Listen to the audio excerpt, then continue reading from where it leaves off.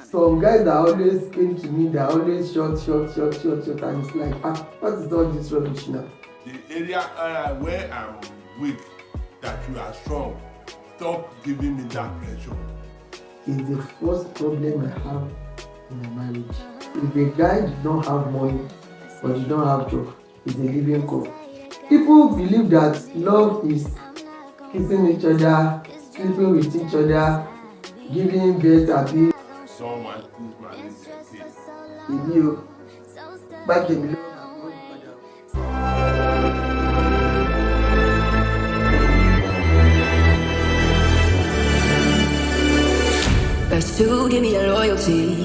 o.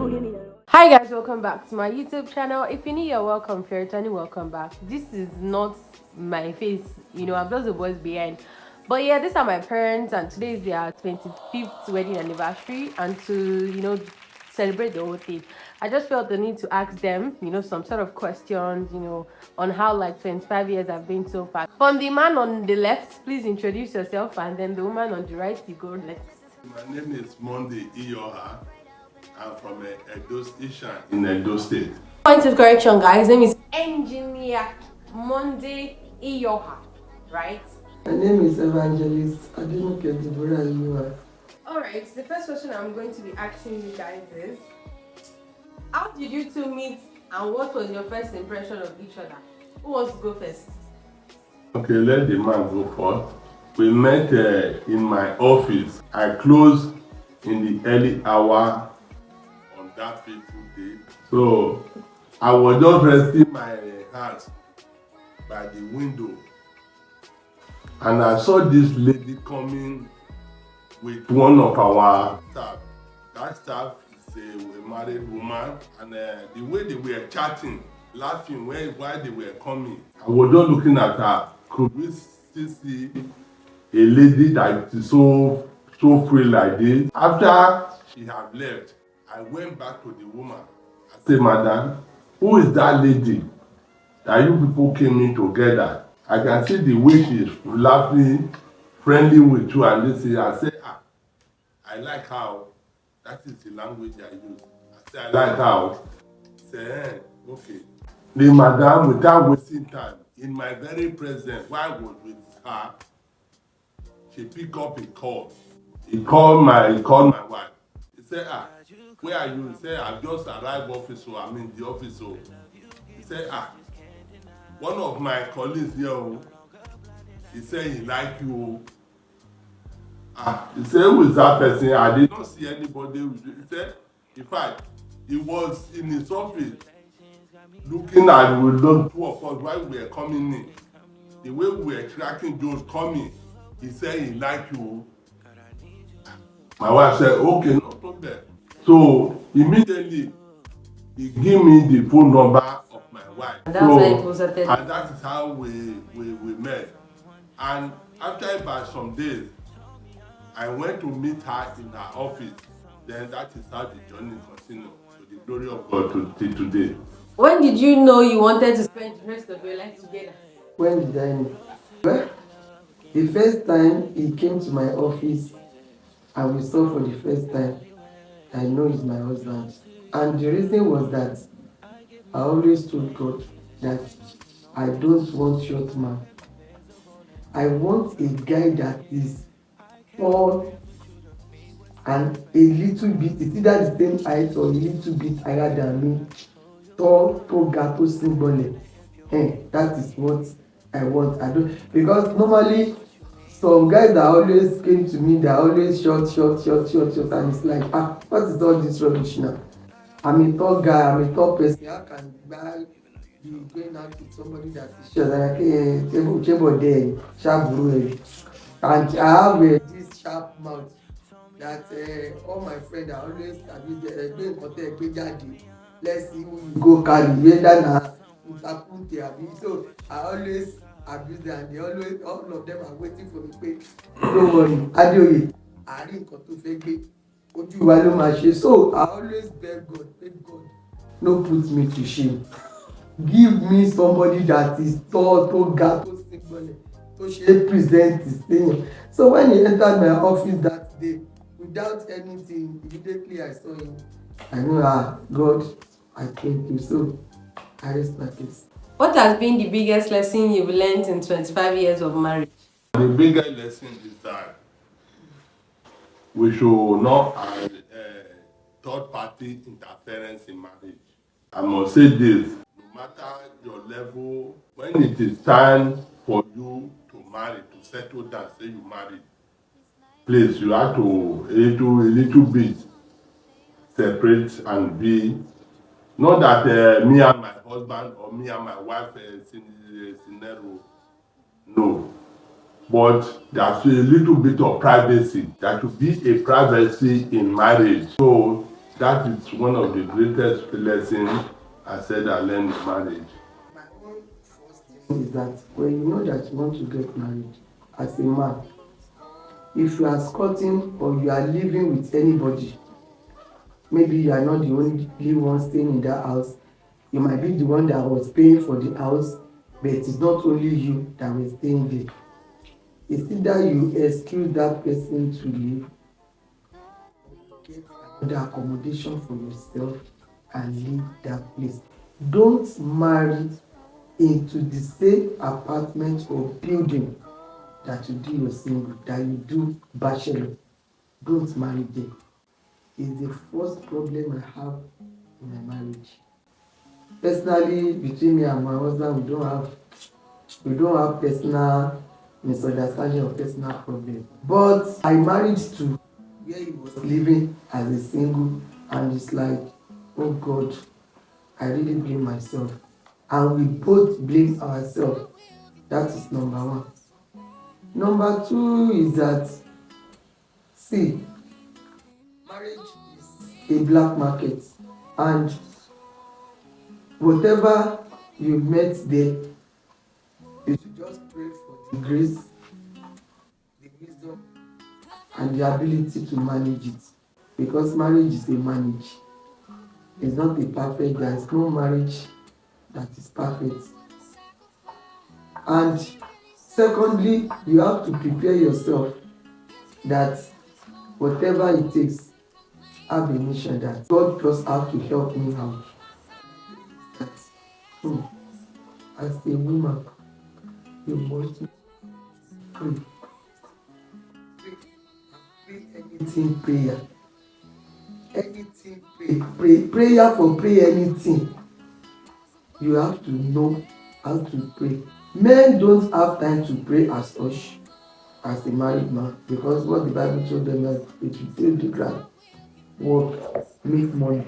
If a guy did not have money or did not have job, he's a living corpse. Because personally to him, he will believe that he's not alive.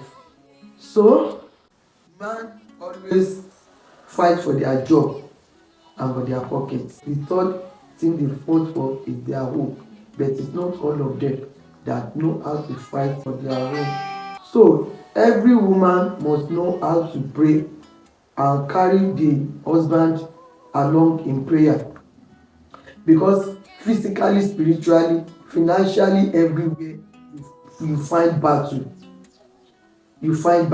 So by the time you have already buckled up or bridle yourself with prayer, any attack that is coming, they will meet you there.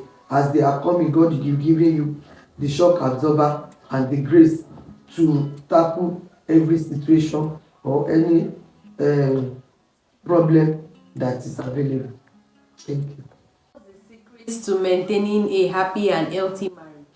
Secret to maintain a healthy and a happy marriage is number one, understanding. Number two, trust. Number three, being openness. Not that you have one naira, you put it inside under the bed. You put, some people will dig a hole on their bed, be putting money inside. Not good. Let your yes be yes, let your no be no in marriage. These are the things that doesn't allow marriage to go fine. Because if there is a betrayal of confidence or trust, the marriage will not exist. Number one thing to keep marriage is trust and understanding. People believe that love is kissing each other, sleeping with each other, giving birth abi fúnra yín lóyún or giving yourself money, gifts, this and that. Love goes beyond that. Love is trust and understanding. Finish. If I sleep 20 hours and they wake me up pepepepepepepe, I say, ìyá you are ṣé o ti lajú? I say yes. Your husband did so.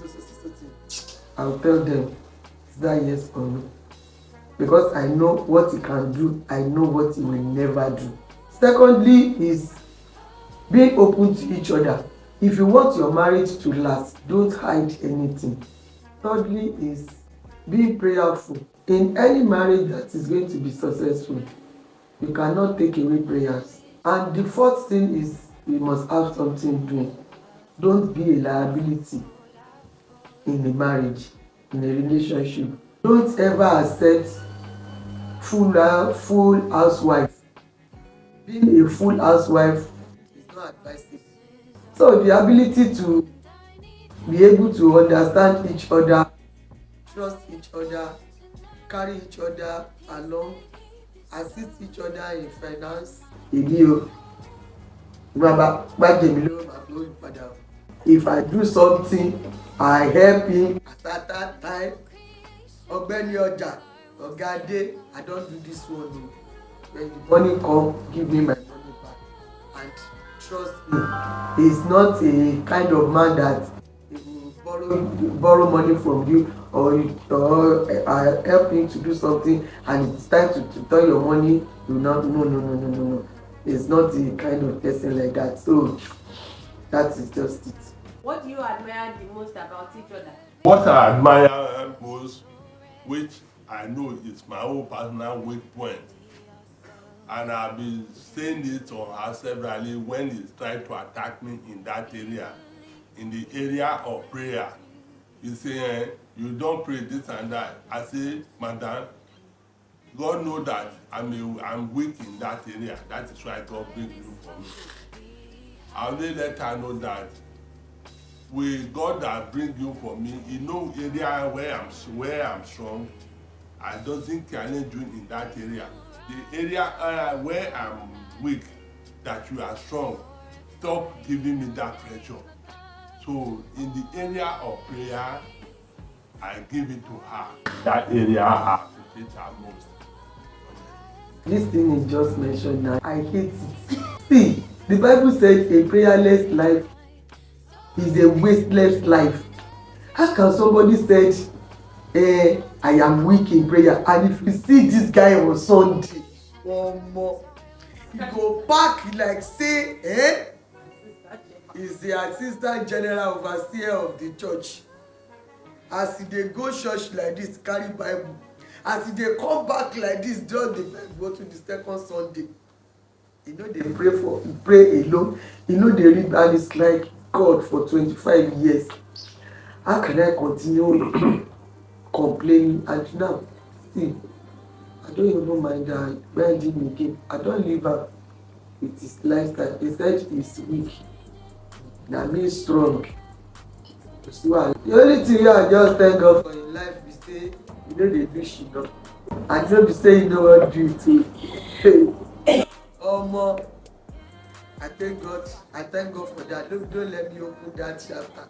Not a Shinomania person, and he used his money and his life to take care of his children. Me, I am not part of it. It's only him and his children, and they are chopping his money, chopping his life, living his life for. And me, I maintain my level. Born the children. Now me born the children. But it's me that you saw before the children. It's now part me, leave me for one side. Oh, you are children. And you're telling me that wait till you need I time for everything. That is number 2. We are Number 3 we are is still that doing the same. he's a kind of person that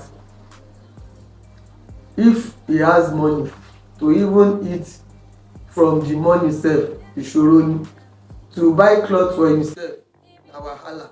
children. Na me dey buy am cloth, na me dey buy am boxer, na me dey buy am everything.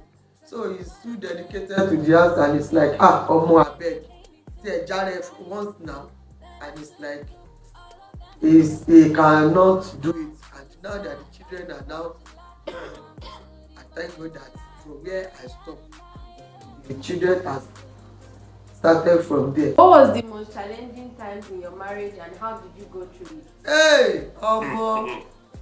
No, the most challenging time of our marriage is when we are coming up. Hey. In fact, it was so challenging. It is not financial challenges. So this time, I mentioned one thing earlier before now. Is the time of third party interference. That is the most challenging time in the marriage.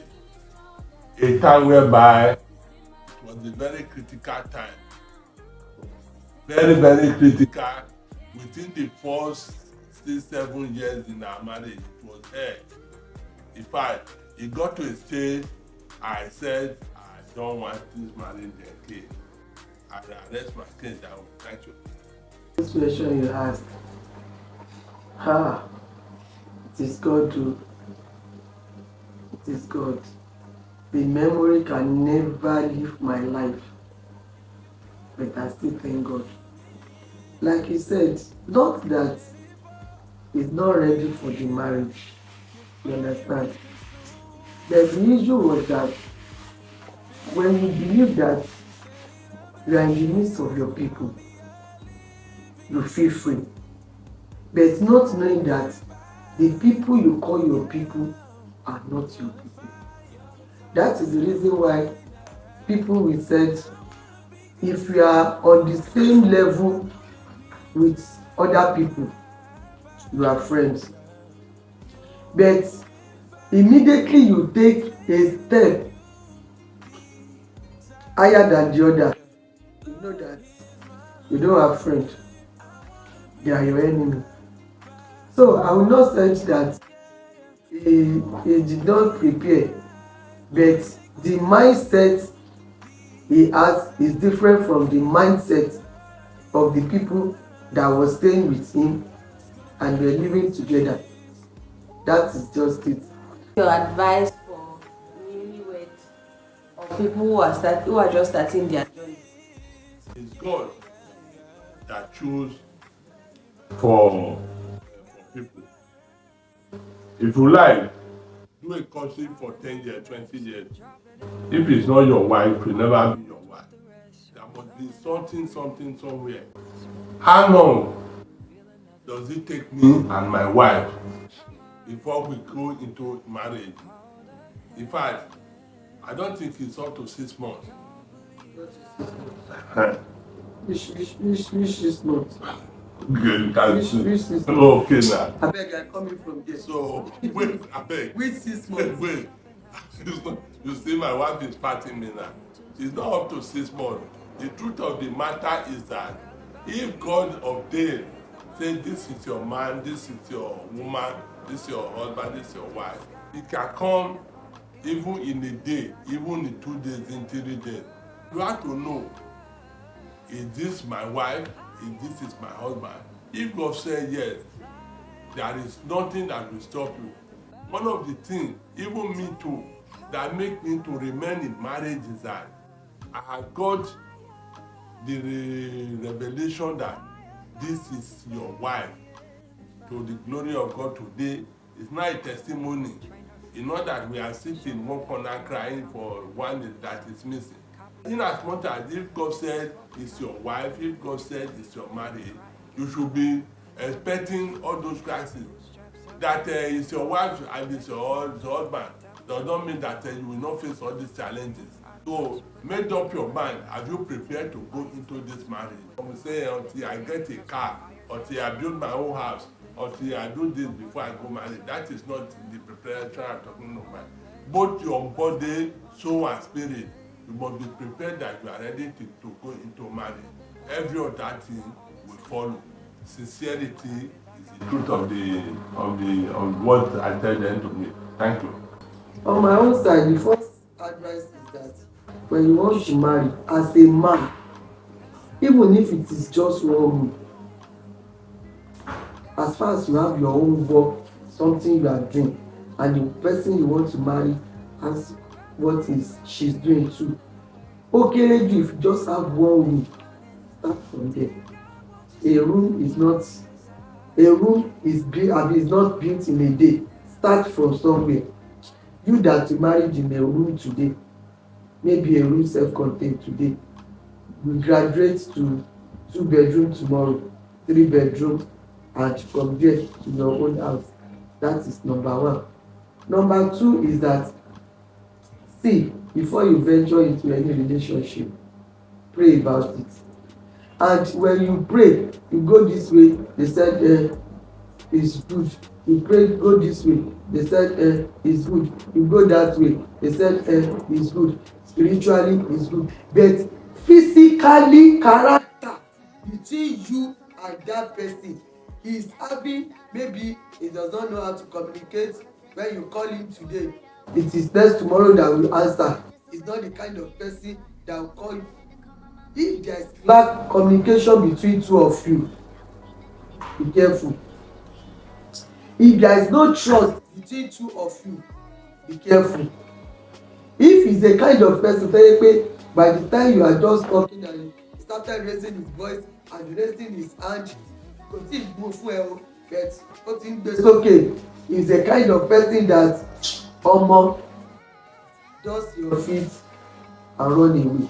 Many marriages of nowadays, they say mo dey pray sí o, mo dey ṣe o, mo pray sí mi o, pray sí kò sọ fún ẹ pé o ní bá wàhálà pàdé bẹ́ẹ̀. But your level of endurance, your level of overlooking some things, and how you yourself prepare yourself, both the guy and the wife, the two of you have to be prepared. Number three, no matter how courtship you are just wasting your time. You cannot know each other until you said yes and you enter into that house before you start knowing each other. Many people, courtship life is a pregnancy life.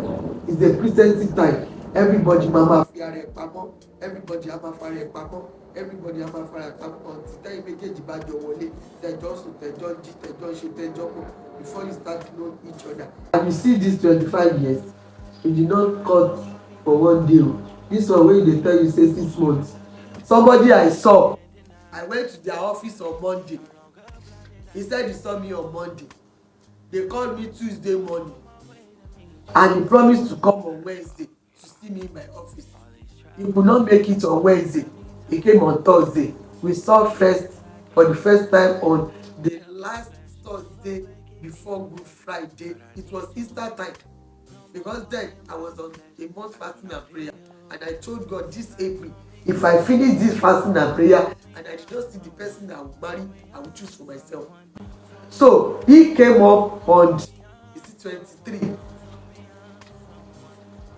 and the day he called me in my office that I prayed about it, I have conversion, I confirmed the relationship, I stopped it. So I stopped the fasting on 23rd.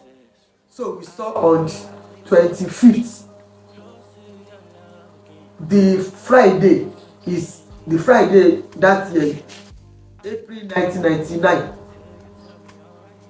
We saw for the first time. Like I said, I did not do any courtship in this marriage. I always tell you, God knows that if I do courtship with you, I will never marry you. We are not perfect. Everybody have his or her own bad and good side. But assuming I did courtship, I will not marry this guy. But thank God that God did not allow that courtship to come, to be available. Because God knows that if that courtship were available, this thing will not hold. And God knows the reason why He brought two of us together then, but I can now see and know the reason now why God brought two of us together. So my advice to those people that want to venture into any relationship or marriage or anything now is that, number one, prepare yourself, spirit, soul and body. Start telling God even before you get to the age or time of marriage that God should personally choose for you. Start from little beginning so that you people will grow together and understand each other better, and have it at the back of your mind that the marriage cannot be rosy from the beginning, and what you are doing when you are in courtship is not possible when you get married. So every time with its own face, every stage with its own face. When you do not have child, there is a face. Nígbà tá kan bí bá wọlé is another face. Nígbà kejì bá wọlé is another face. And it's continue like that until you reach 12 years, and after that 12 years you now know what you want to do with your life. May the Lord help us in Jesus' name. Amen.